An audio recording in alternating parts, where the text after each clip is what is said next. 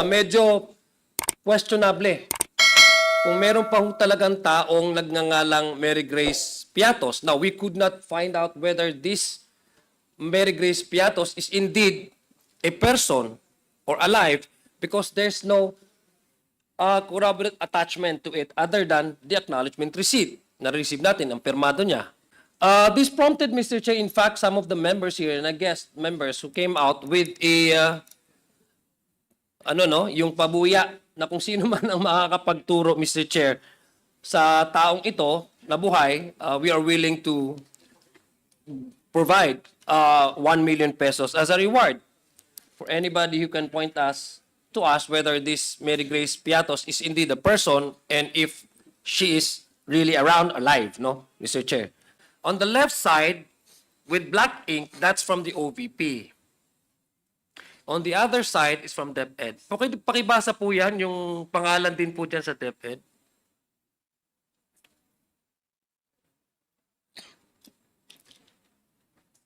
Mr. Parang parehas po, Mr. Chair, Kokoy Villamin. Parehas po, no?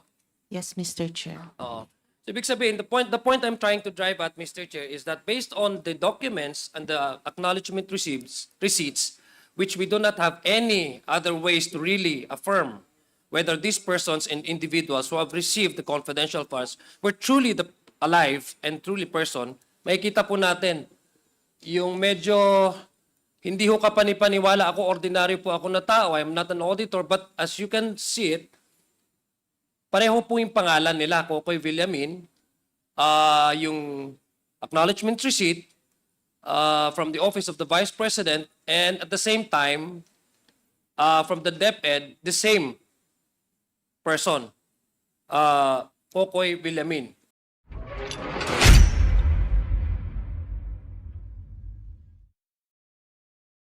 Umaga po sa ating lahat. Mr. Chair, I'd like to take off from the previous discussions that we had last November 5, Mr. Chair, where the committee has already established a numerous acknowledgement receipts from the Office of the Vice President as well as from the Department of Education.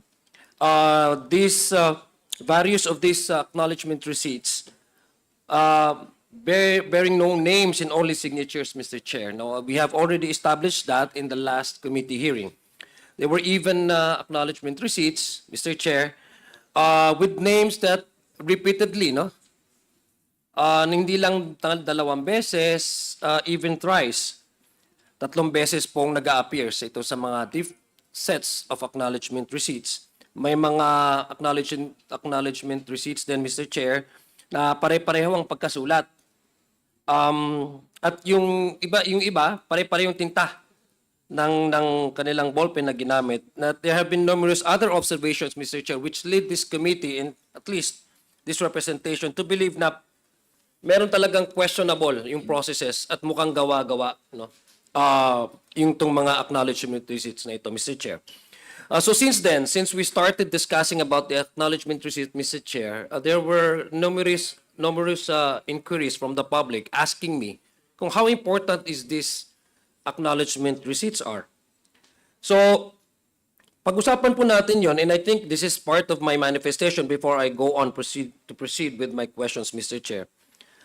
Ang mga acknowledgement receipts na po ito ay isinumite ng Office of the Vice President at the Department of Education bilang documentary evidence of payment for the supposed expenses using confidential funds, Mr. Chair. For the record, and to answer the public, Mr. Chair, yung buong kabuuan po ng confidential funds ng Office of the Vice President, totaling 500 million pesos, as well as the confidential funds of the Department of Education, totaling 112.5 million. These amounts were liquidated, Mr. Chair, solely through the acknowledgement receipts, totaling with a grand total of 612.5 million of these public funds utilized na ginamit na ang binigay lang sa COA as a justification for the utilization of these confidential funds ay yung acknowledgement receipts na marami ho tayong nakita in the previous hearings na medyo questionable. Yung iba ay to a point na nakakatawa, Mr. Chair. And I would just like to cite an example, and let me go back to the previous, again, acknowledgement receipt that was first observed by Chairman Romy Acop. How many acknowledgement receipts are we talking here, Mr. Chair? No, based on my office count, there are almost 4,500 acknowledgement receipts na nanggaling po in total, no? Both nanggaling po sa Office of the Vice President, pati rin po galing po dun sa Department of Education when the Vice President concurrently holding the office as Secretary. Roughly 4,500, 2,670 from the Office of the Vice President submitted acknowledgement receipts, and 1,820 with no invoices, zero official receipts, no? Lahat po ito acknowledgement receipts na walang attachment of proof of identity, no? Or the existence man lang ng yung supposed recipients nito ay buhay or totoong tao. So this is what we find out during the previous committee hearings, and this is what I think the observation of this representation would like to find out. May I, again, let me go back to the previous discussion that we had at nagkaroon din ito ng national traction. May I request COMSEC to please flash the first acknowledgement receipt that was noticed by Chairman Acop. Ayan po, Mr. Chair. Yung Mary Grace Piatos, no? Isa po yan sa mga acknowledgement receipt na naisumite sa Commission on COA, Commission on Audit, na alam naman po natin na yung pangalan na Mary Grace ay isang restaurant, yung Piatos ay isang chichirya.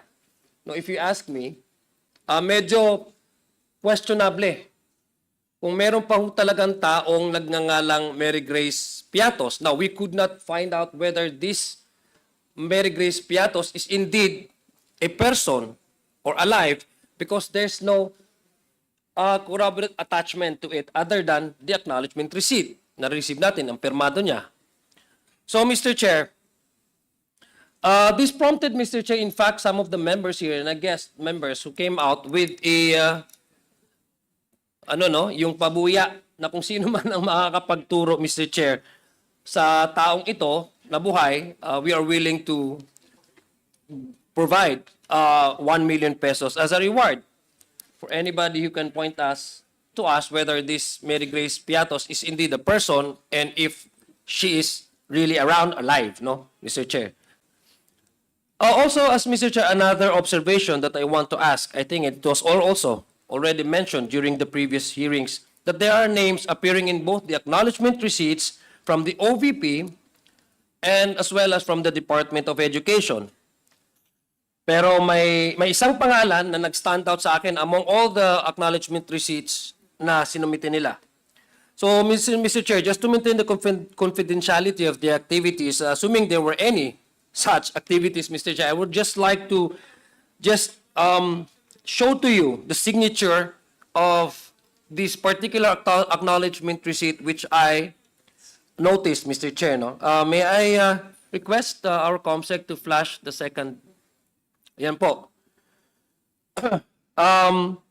Ito po yung acknowledgement receipt. Galing po yan sa Office of the Vice President. Yung set po na sinubmit. Gusto ko lang pong tanungin ang ating COA. Mr. Chair, is Ms. Camora present? May we know if Here? representative from COA is present? Attorney Camora. Saan? Yes, Attorney Camora is present.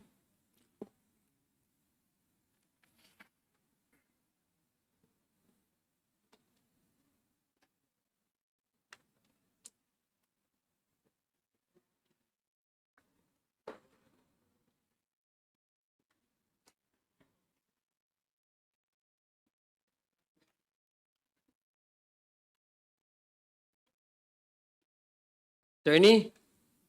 Comsec, can you please flash the... You have already taken your oath, man, no? Kasi several times ka naman umattend, Attorney Camora. Tama po ba? Yes. Can you... Yeah, Attorney please. Camora, please answer. Yes po, Mr. Chair. Nakita niyo naman po itong ano, no? Acknowledgement receipt, no? Yes po, Mr. Chair. Sa palagay niyo, nababasa niyo po ba yan, yung pangalan dyan? It's, I think, Kokoy Villamin po. Yeah, Kokoy Villamin received on, ano ba yan, 9, no? September September 17.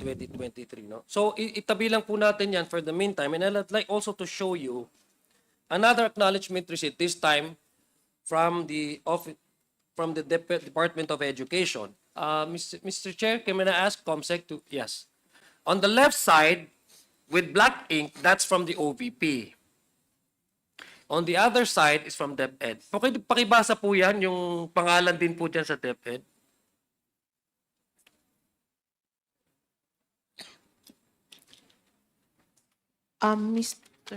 Parang parehas po, Mr. Chair, Kokoy Villamin. Parehas po, no? Yes, Mr. Chair. Oo. So, ibig sabihin, the point I'm trying to drive at, Mr. Chair, is that based on the documents and the acknowledgement receipts, which we do not have any other ways to really affirm whether these persons and individuals who have received the confidential funds were truly alive and truly person, makikita po natin yung medyo hindi ho kapani-paniwala ako, ordinaryo po ako na tao, I'm not an auditor, but as you can see it, pareho po yung pangalan nila, Kokoy Villamin, yung acknowledgement receipt from the Office of the Vice President, and at the same time, from the DepEd, the same person, Kokoy Villamin, from Osamis. No? Sa palagay niyo po ba yan? Kung titingnan po natin, Mr. Chair, sa palagay natin, common ba yung pangalan na, Mr. Chair, Ms. Camora, yung pangalan na Kokoy Villamin? Mr. Chair, parang hindi po since hindi, para siyang nickname yung Kokoy po.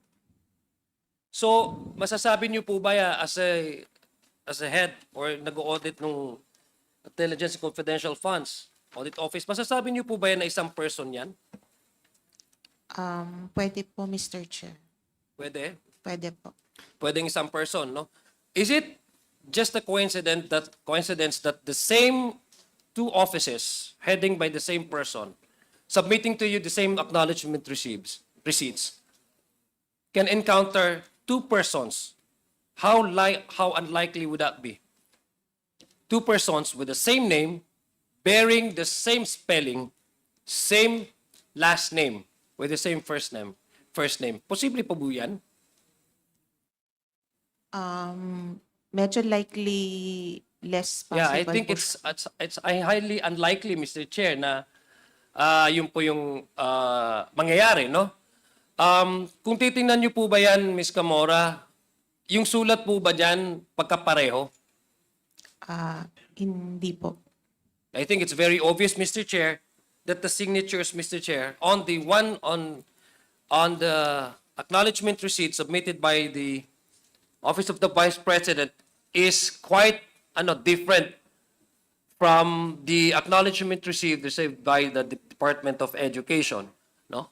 Parehang pangalan pero mukhang magkaiba ang tinta. Mr. Chair, this is just one of the examples that we have received, no? From the office from the COA, no? Yung sinabit po nilang acknowledgement receipt, Mr. Chair. Now, is it true, Mr. Chair, that I'd like to ask Attorney Camora, is it true, Mr. Chair, na magkaiba po yung auditor dun sa OVP at saka the same sa Department of Education? Parang that time po. Yung resident auditor po nila, magkaiba po, no? Yes po. Yung magkaiba. resident auditor, Yes, magkaiba. definitely magkaiba po. Kasi kung isa po yung auditor nito, I think malalaman po nila ito and they will be flagged, no? Kung bakit magkaparehong pangalan and magkaiba yung signatures. Exactly the same spelling and exactly the same family name. Tama po ba? Tama po, Mr. Chair. Okay, thank you very much. So I think, Mr. Chair, this is something that we should look into. The reason why I'm pointing this out, Mr. Chair, And for the public's information, ito po yung pinag-uusapan natin dito. Dahil unang-una po, with this kind of itong pag-aabuso sa ganitong proseso ng pag-audit na ibibigay lang po nila is acknowledgement receipts, it gives us so many, it provides us so many, and it opens up so many floodgates of questions, which I believe, yun yung pinaka-importante po na masagot. Dahil these are public funds utilized, and these are funds na readily available for their request.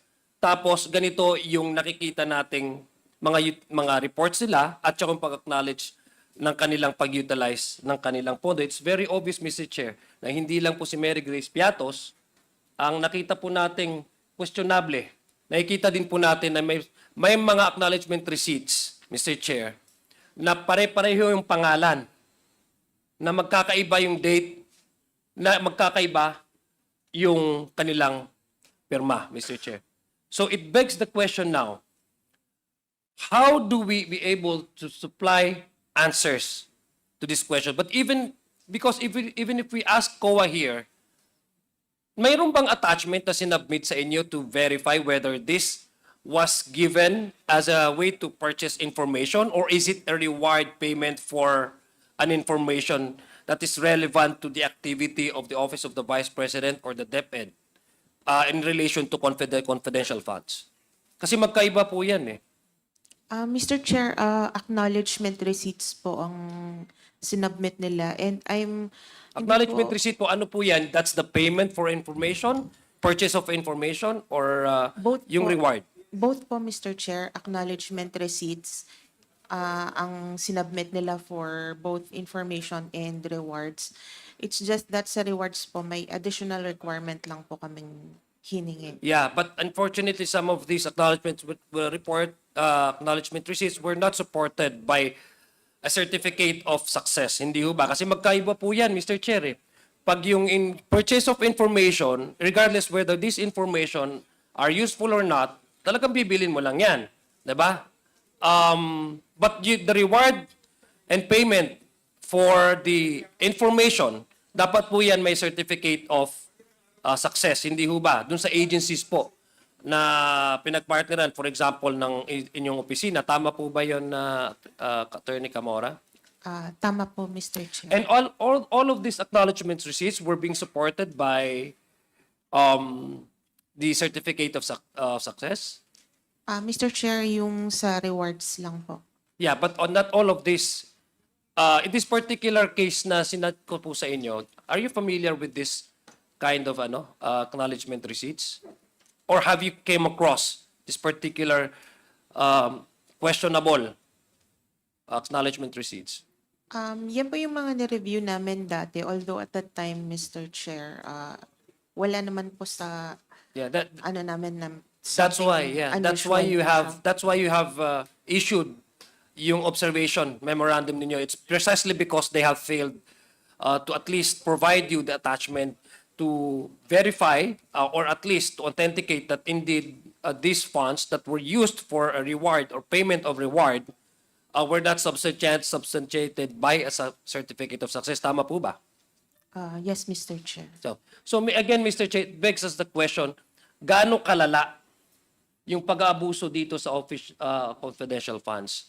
I think we have just started unearthing all of these problems and all of the questionable acknowledgement receipts. I think this is just the tip of the iceberg, Mr. Chair. If we go deeper into this, mukhang widespread po ang nangyaring pag-aabuso sa pondo po ng ating gobyerno, Mr. Chair, insofar as the utilization of confidential funds is concerned on both the Department of Education and the Office of the Vice President. Hindi lang ho si Mary Grace, ang sabi ko nga po, hindi lang ho si Mary Grace Piatos po ang questionable dito. Meron din pong mga pangalan na pare-parehong nag-a-appear po on both acknowledgement receipts, Mr. Speaker, coming from the Office of the Vice President as well as from the Department of Education.